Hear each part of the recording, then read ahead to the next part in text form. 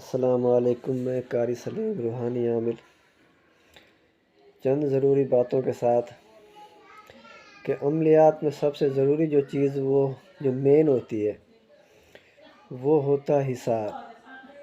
یعنی کہ اگر آدمی عملیات سیکھنا چاہتا ہے یا کرنا چاہتا ہے تو اس کے لیے سب سے زیادہ ضروری جو اہم چیز ہے نا وہ اس کا حصار ہے.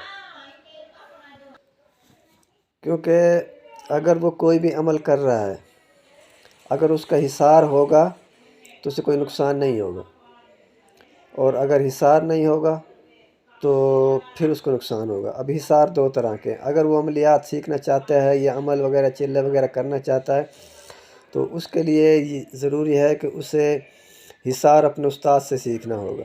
یعنی اس کی تعداد مخصوص ہوتی ہے، جیسے سورہ فاتحہ، چاروں کل ہیں، ان چیزوں کا بھی حصار ہوتا ہے.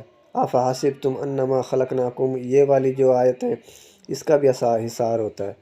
تو اگر تو وہ عملیات مکمل طریقے سے سیکھنا چاہتا ہے تو پھر وہ والا حصار کرے گا، اور اگر وہ صرف کوئی وظیفہ کر رہا ہے، کوئی چلہ وغیرہ کوئی وظیفہ کر رہا ہے تو اس کے لیے الگ آیت الکرسی کا بھی حصار ہوتا ہے، سورۃ فاتحہ کا بھی حصار ہوتا ہے. یعنی کہ ان میں سے کوئی بھی کر سکتے ہیں، لیکن بہتر یہ ہے کہ آیت الکرسی والا حصار کر لے، وہ زیادہ ضروری ہوتا ہے. کیوں اکثر میں نے وہی کیا ہے.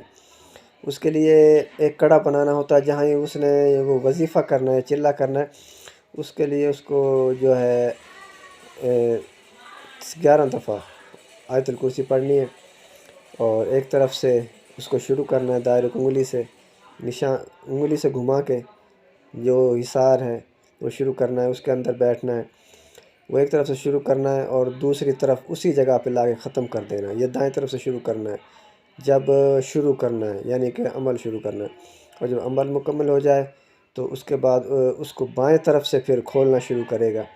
آیت الکرسی پڑھتا جائے گا، جب 11 دفعہ ہو جائے گی تو پھر اسی جگہ پہ لا کے وہ مکمل کر دے گا. یہ اس کا حصار ہو جائے گا کھولنے والا. اب یہ حصار دو طرح کے ہو گئے ہیں، ٹھیک ہے. تو اس سے جو ہے جو دوسرے والا حصار ہے عمل وغیرہ کا، تو اس سے کوئی نقصان نہیں ہوگا. فرض کرو کہ اگر وہ تعداد بھول جاتا ہے یا مکمل نہیں کر پاتا یا کوئی اور مسئلہ بن جاتا ہے، اس کو حصار کو اس کو نقصان نہیں ہوگا. تو یہ جو ہے ان لوگوں کے لیے ہے جو حاضرات کا عمل کرتے ہیں، یعنی کہ حاضری کا عمل کوئی بھی کر رہے ہیں، جس طرح کہ سورہ مزمل کا بھی ہوتا ہے، سورہ الم نشرہ کا بھی ہوتا ہے، آیت کریمہ کا بھی ہوتا ہے. حاضرات کے عمل تو تمام ہی ہوتے ہیں، لیکن جس بندے نے جو عمل کیا ہو اور جس میں وہ کامیاب ہو، اس کے لیے مجرب ہو، وہ عمل جو ہے وہ اس کے لیے بہترین ہے. تو اس کے لیے اب آپ کو دیکھنا پڑے گا کہ بھئی کون سا عمل کر رہے ہیں. تو یہ ان کے لیے جو ہے یہ جو حصار کرنا پڑے گا. اور دوسرا حصار جو اگر عملیات سیکھنا چاہتے ہیں تو پھر وہ اس کے لیے حصار کرنا پڑے گا، وہ تعداد کے حساب سے ہوتا ہے. تو اب آپ کو سوچ سمجھ کے جو ہے کرنا چاہیے تاکہ اس میں کوئی نقصان نہ ہو، رجت نہ آئے. اگر رجت واقع ہو جاتی ہے تو پھر بہت بڑا نقصان ہے. رجت ایسا مسئلہ ہے، ایک دفعہ ہو جائے تو بہت مشکل سے وہ جان چھوڑتی ہے. یعنی کہ کوئی نقصان، رجت کا مطلب ہوتا ہے کسی چلے یا عمل میں نقصان ہو جانا، کوئی پرہیز توڑ دینا، ٹھیک ہے. یعنی پرہیز اس میں جلالی بھی ہوتی ہے، جمالی بھی ہوتے ہیں، وہ تو حاضرات کے ہوتے ہیں. اس سے کوئی اور یعنی کہ حاضری کچھ ایسے عمل ہوتے ہیں جن بچوں پہ حاضری کروائی جاتی ہے، جیسے کہ علم نشرہ کا عمل میں نے کیا تھا، اس میں بچے پہ حاضری ہوتی تھی. تو اس کا بھی اس میں تو صرف 2 ہی پرہیز تھے، لیکن جو براہ راست جنات موکلا سے بات کرنے والے عمل ہوتے ہیں، جیسے کہ سورہ مزمل کا ہے، بہترین اور مجرب عمل ہے سورہ مزمل کا، وہ 41 دن کا ہے. تو اس میں حاضرات جو ہے فیس ٹو فیس ہوتی ہیں. تو اس والے عمل میں جو ہے جلالی اور جمالی دونوں پرہیز کرنے پڑتے ہیں. تو باقی یہ ہے کہ سوچ سمجھ کے آپ یہ کام کریں اگر کرنا ہے تو، ٹھیک ہے.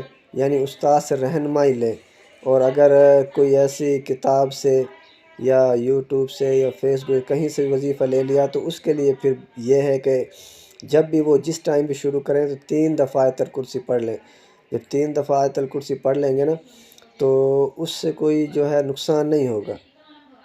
تو اس لیے یہ عمل ضرور کرنا ہے، کوئی بھی وظیفہ عمل شروع کرنے سے پہلے، تاکہ کوئی نقصان نہ ہو. اس کو زیادہ شیئر کریں اور فالو کریں تاکہ دوسرے لوگوں کو بھی اس کا فائدہ ہو۔ السلام علیکم۔